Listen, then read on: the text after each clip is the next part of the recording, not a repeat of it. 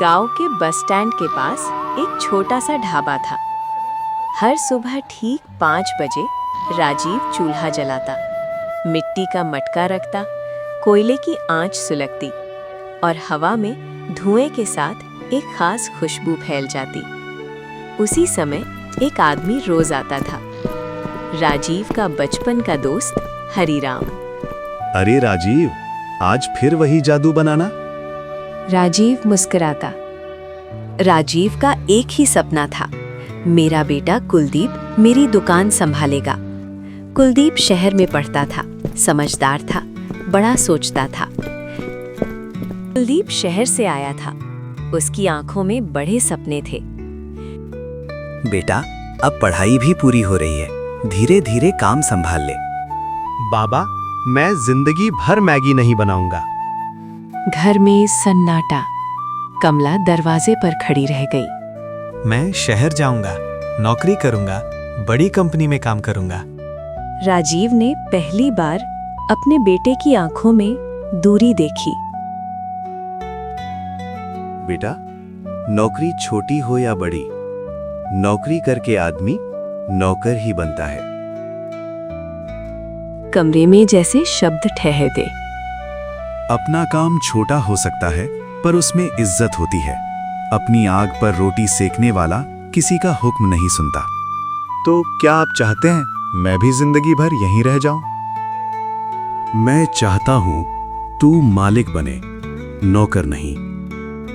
कुलदीप की आंखों में आंसू थे, लेकिन वो अहंकार से भरे हुए थे। आप समझते ही नहीं बाबा। उसने बैग उठाया। कमला बोली, बेटा ऐसे मत जा। और उसी आवाज के साथ राजीव के सपनों में दरार पड़ गई। उस मटका नहीं जला, आंच ठंडी थी, लेकिन एक पिता का दिल जल रहा था। शहर ने कुलदीप को एक बड़ी कंपनी में नौकरी दे दी थी। ऊंची इमारत, चमकता ऑफिस, एयर कंडीशन्ड कमरे। उसे लगा अब मैं सच में बड़ा बन गया। लेकिन शहर सिर्फ नौकरी नहीं देता, वो रिश्ते भी देता है। उसी कंपनी में एक लड़की काम करती थी, रिया। रिया समझदार थी, तेज दिमाग, लेकिन दिल से बहुत सरल। पहली बार जब रिया ने कुलदीप से कहा, आप गांव से हो ना? हाँ, कैसे पता? आपकी आंखों में शहर की चालाकी नहीं है। दोनों हंस पड़े। लंच तक पहुंचे और लंच शाम की लंबी बातचीत में बदल गया। रिया अक्सर पूछती, तुम्हारे पापा क्या करते हैं? कुलदीप थोड़ी देर चुप रहता। गांव में एक छोटी सी मैगी की दुकान है। रिया मुस्कुराती, छोटी नहीं होगी, तुम्हारी आंखों में गर्व दिखता है। लेकिन कुलदीप अब भी अपने पिता की बात पूरी तरह स्वीकार नहीं कर पा रहा था। समय बीता, दोनों एक दूसरे को पसंद करने लगे। एक दिन कंपनी की छत पर खड़े होकर कुलदीप बोला, रिया, अगर मैं कभी गांव लौट गया तो? रिया ने बिना सोचे कहा, जहां तुम रहोगे वही मेरा शहर होगा। उस दिन दोनों ने एक दूसरे का हाथ थाम लिया।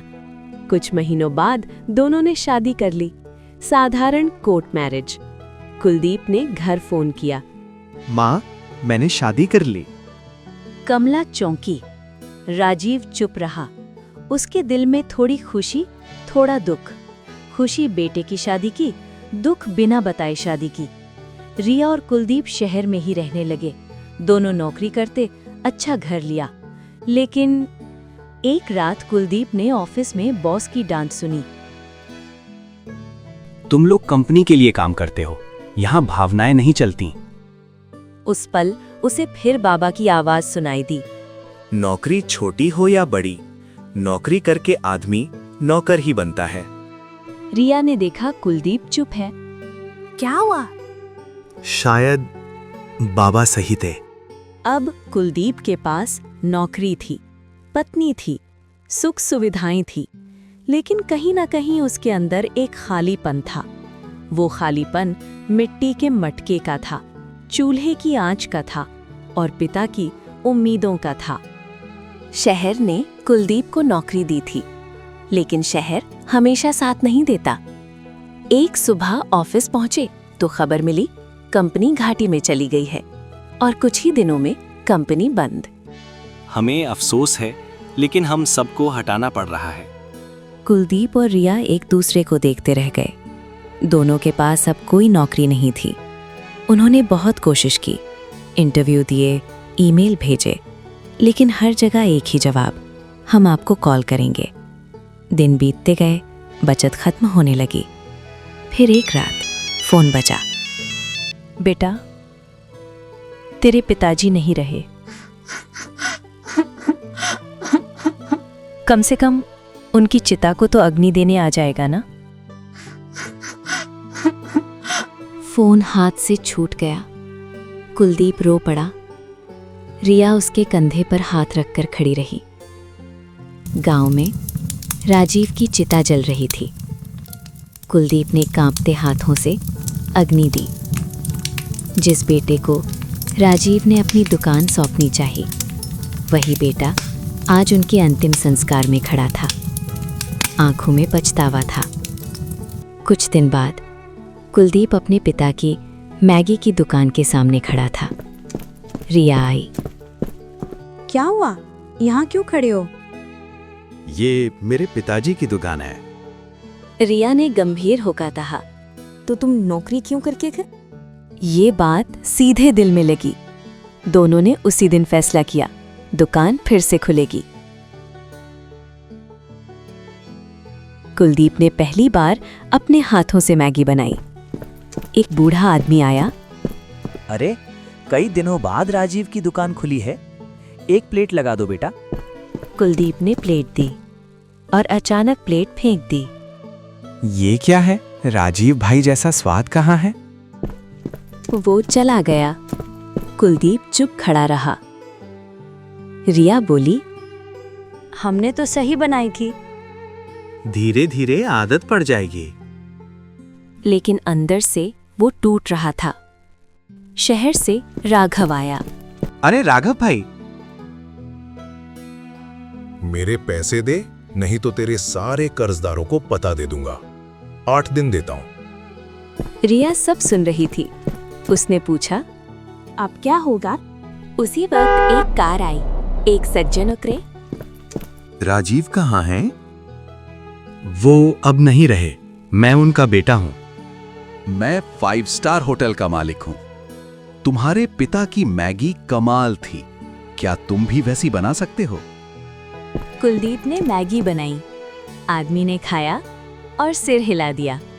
नहीं, तुम्हारे हाथों में वो स्वाद नहीं है। जब वो स्वाद आ जाए तब मेरे पास आना। और वो चला गया। कुलदीप ने माँ से पूछा, पिताजी कौन सा मसाला डालते थे? मुझे नहीं पता बीता। कुलदीप गांव-गांव पूछता फिरा। किसी को नहीं पता। तभी उसे याद आया, हरीराम काका, जो रोज सुबह 5 बजे सबसे पहले मैगी खाते थे। कुलदीप और रिया सुबह 4 बजे उठे, दुकान पहुंचे। 5 बजे हरीराम काका आए। राजीव का स्वाद मसाले में नहीं था। उन्होंने मटका चूल्हे पर रखा। धीमी आंच, एक एक मसाला संतुलन से डाला, लेकिन हर कदम पर आंखें बंद करके मुस्कुराते रहे। बेटा, जादू मसाले में नहीं, सच्चे मन में था। तेरे पिता हर प्लेट ऐसे बनाते थे जैसे अपने बेटे के लिए बना रहे हों। धीमी आंच, धैर्य और प्रेम। कुलदीप ने फिर से उसी तरह मैगी बनाई। पहला ग्राहक आया, कौर लिया और आंखें भर आईं। आज राजीव वापस आ गया। रिया मुस्कुरा रही थी। कुलदीप की आंखों से आंसू बह रहे थे। तो दोस्तों, इस कहानी से हमें ये सीख मिलती है कि जादू किसी मटके में नहीं होता। जादू मेहनत, धैर्य और सच्चे मन में होता है। नौकरी आपको पैसा देती है, लेकिन अपने काम से जुड़ाव आपको पहचान देता है। जिस काम में प्रेम हो, वही जादुई बन जाता है।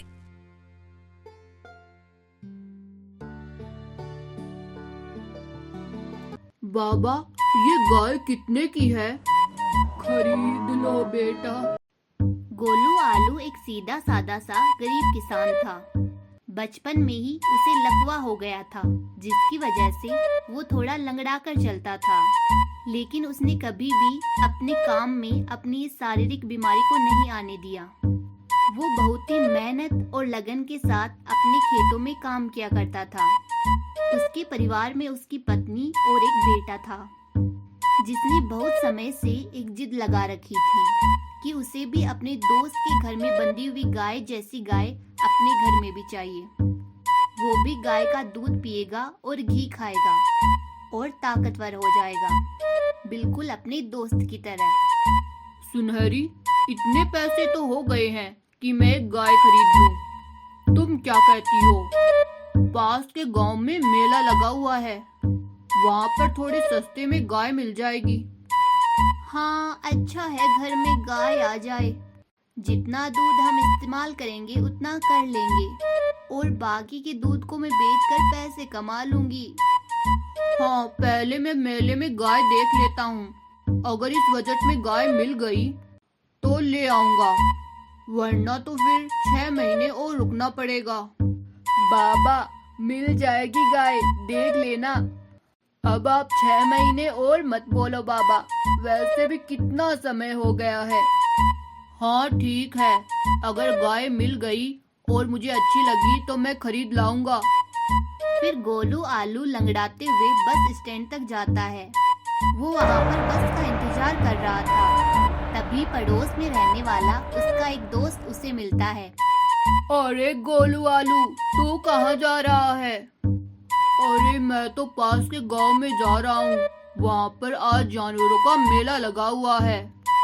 सोच रहा हूँ एक अच्छी सी गाय मिल जाए तो खरीद लाऊं।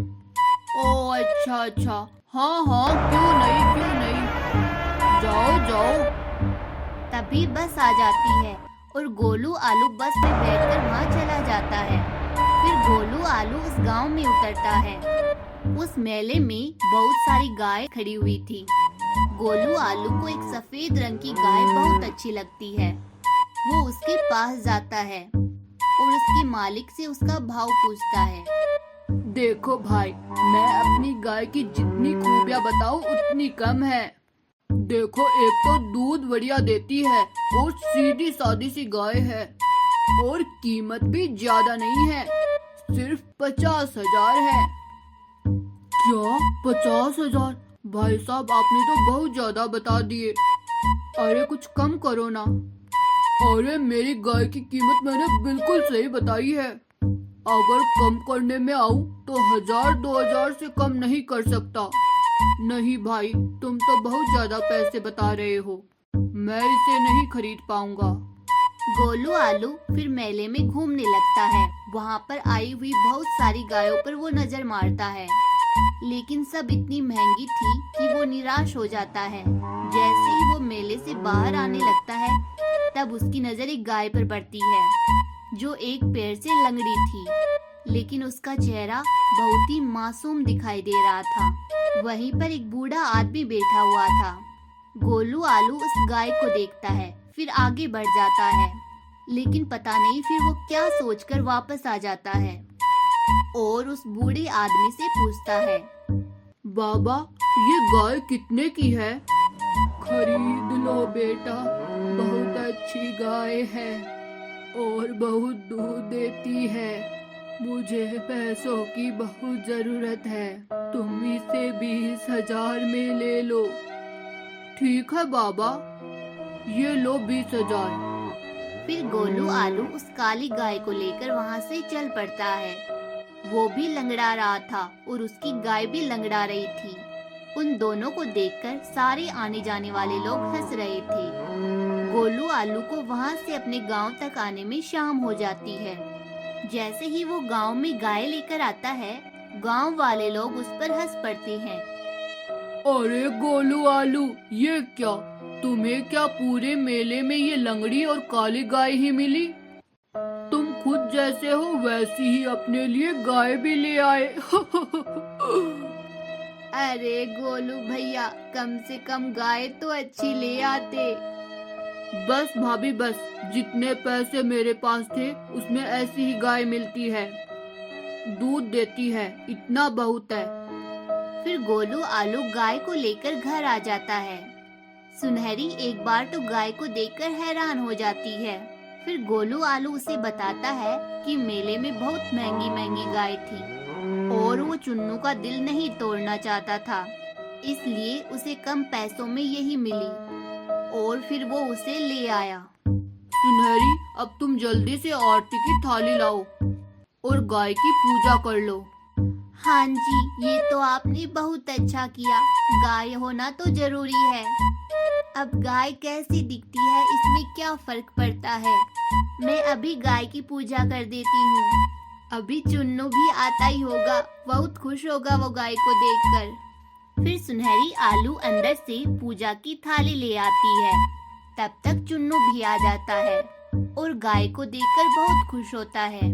उसका ध्यान तब तक गाय के पैर पर नहीं गया था। पूजा करने के बाद जब गोलू आलू गाय को बांधने लगता है, तब गाय को लंगड़ाता हुआ देखकर, बाबा, ये गाय तो बिल्कुल आपकी तरह चलती है। आपको मेले में और कोई गाय नहीं मिली क्या बाबा? एक बात बताओ चुन्नू, क्या मैं लंगड़ा कर चलता हूँ तो तुम मुझे प्यार करते हो या नहीं? मैं आपसे बहुत प्यार करता हूँ बाबा। तो गाय तो हर किसी की माँ होती है, इसलिए तो गाय माता कहते हैं। अब तुम बताओ, तुम्हारा प्यार बढ़ेगा या कम होगा? ये सुनकर चुन्नू चुप हो जाता है और जाकर गाय को गले लगाता है। अगले दिन सुबह, अरे जल्दी से उठिए, गाय को भूख लगी होगी, जाइए उसके लिए चारा लेकर आइए। अरे हाँ, मैं तो भूल ही गया। ठीक है, मैं चारा लेकर आता हूँ। चुन्नू को भी उठा दो, स्कूल का टाइम हो रहा है। फिर गोलू आलू चारा लेने चला जाता है। फिर सर पर वो बहुत सारा चारा लेकर लंगड़ाते हुए घर आता है। सब लोग उसका मजाक उड़ाते हैं कि लंगड़ी गाय के लिए लंगड़ा गोलू आलू चारा लेकर जा रहा है, पर वो किसी की बातों पर ध्यान ही नहीं देता और घर आ जाता है। फिर वो अपनी काली गाय के सामने चारा डालता है और उसके माथे को सहलाने लगता है। सब लोग मेरा और तुम्हारा मजाक उड़ा रहे हैं, कह रहे हैं कि खुद तो लंगड़ा था और अब एक लंगड़ी गाय भी ले आया है, लेकिन कोई नहीं समझता कि तुम्हारे अंदर कितनी खूबी है। तभी सुनहरी आलू भी बाल्टी लेकर आ जाती है और कहती है कि मुझे गाय का दूध निकालना है। हाँ हाँ, जल्दी से दूध निकालो। गोलू आलू वहीं गाय के पास बैठ जाता है और सुनहरी आलू दूध निकालने लगती है। बाल्टी पूरी ऊपर तक भर जाती है, लेकिन अभी भी गाय के थनों में काफी दूध था। ये देखकर सुनहरी आलू हैरान हो जाती है। वो दूसरी बाल्टी भी उठा लाती है, गाय उसे भी पूरा भर देती है। दोनों पति पत्नी हैरान थे। देखिए जी, हमारी गाय कितना दूध देती है, अब मेरा सपना पूरा हो जाएगा, मैं ये दूध बेचकर व्यापार करूंगी। सुनहरी आलू के ऐसा बोलते ही गाय जोर जोर से अपना सर हिलाने लगती है, जैसे कि वो भी हाँ कह रही है। सुनहरी आलू अपने आस पड़ोस में सबको बोल देती है कि जिस किसी को भी दूध खरीदना हो तो उसके यहाँ से ले ले। गांव में ऐसे बहुत से लोग थे जिनके घर में गाय भैंस बंधी थी, लेकिन वो दूध नहीं देती थी। वही लोग सुनहरी आलू के पास दूध लेने आते। सब लोगों को दूध देने के बाद सुनहरी आलू पैसे गिनती है तो बहुत खुश होती है और गाय के पास जाकर कहती है, मेरा बरसों का सपना तुमने पूरा कर दिया, मैं बता नहीं सकती मैं कितनी खुश हूँ। और ये पैसे तुम्हारे लिए भी हैं, मैं इनसे तुम्हारे लिए गले के लिए सुंदर सी माला लेकर आऊंगी और तुम्हारा नाम आज से गंगा है। अब पूरा दिन सुनहरी आलू गाय, पैसे, दूध इनके बारे में सोचती रहती। शाम को जब गोलू आलू आता है तो वो पैसे गोलू आलू को देकर बोलती है, देखिए जी, आज मैंने दूध बेचा, इसके बदले मुझे इतने सारे पैसे मिले हैं। गंगा ने तो मेरा मन ही खुश कर दिया। ये गंगा कौन है? अरे मैं तो तुम्हें बताना ही भूल गई, मैंने हमारी गाय का नाम गंगा रखा है। चलिए जी, अब शाम का दूध निकालने का समय हो गया है, मैं दूध निकाल लेती हूँ। फिर तुम दोनों खूब सारा दूध पीना। और सुबह तो गाय ने 2 बाल्टी दूध दिया था, अब देखती हूँ कितना देती है। फिर सुनहरी आलू बाल्टी धोकर गाय का दूध निकालने बैठ जाती है, लेकिन बहुत देर तक गाय दूध ही नहीं देती। तब वो उसकी कमर पर हाथ फेरकर कहती है, क्या हुआ गंगा, क्या तुम नाराज हो? क्या तुम मुझे दूध नहीं दोगी? तभी गंगा अपना मुंह खोलती है तो उसके मुंह से एक सोने का सिक्का बाहर गिरता है, जिसे देखकर सुनहरी आलू हैरान हो जाती है। वो उस सोने के सिक्के को उठा लेती है। हाँ, ये तो सोने का सिक्का है। मैं समझ नहीं पा रही तुम कैसे गाय हो। सुबह 2 बाल्टी दूध दिया, जबकि कोई गाय इतना दूध नहीं देती, और अब ये सोने का सिक्का। हाँ, मैं एक जादुई काली गाय हूँ और मैं लंगड़ी भी नहीं हूँ। मैं तो बस देखना चाहती थी कि लोगों का दिल कैसा है, क्या वो मुझे भी खरीदेंगे। पर गोलू आलू ने मेरा दर्द समझा, क्योंकि वो ये दर्द महसूस करता है, और उसने मुझे खरीद लिया। और सुबह मैंने 2 बाल्टी दूध इसलिए दिया क्योंकि मैं सुबह 2 बाल्टी दूध देती हूँ, लेकिन शाम को मैं तुम्हें रोजाना एक सोने का सिक्का दूंगी। सुनहरी आलू को तो यकीन ही नहीं हो रहा था। वो तभी गोलू आलू को आवाज देकर बाहर बुलाती है। फिर काली गाय गोलू आलू को भी बताती है कि वो एक जादुई काली गाय है। वो सर नीचा करके गोलू आलू के पैर को चाटने लगती है कि तभी गोलू आलू का पैर एकदम से ठीक हो जाता है और वो कूद कूद कर देखने लगता है। फिर गाय को गले लगा लेता है। अब गोलू आलू और उसका परिवार गंगा गाय के साथ में बहुत खुश था। हमारी वीडियो का कौन सा पार्ट आपको अच्छा लगा कमेंट करके बताइए। और हाँ, वीडियो अच्छी लगी हो तो इसे लाइक करें, शेयर करें और हमारे चैनल को जरूर सब्सक्राइब करें। Thanks for watching.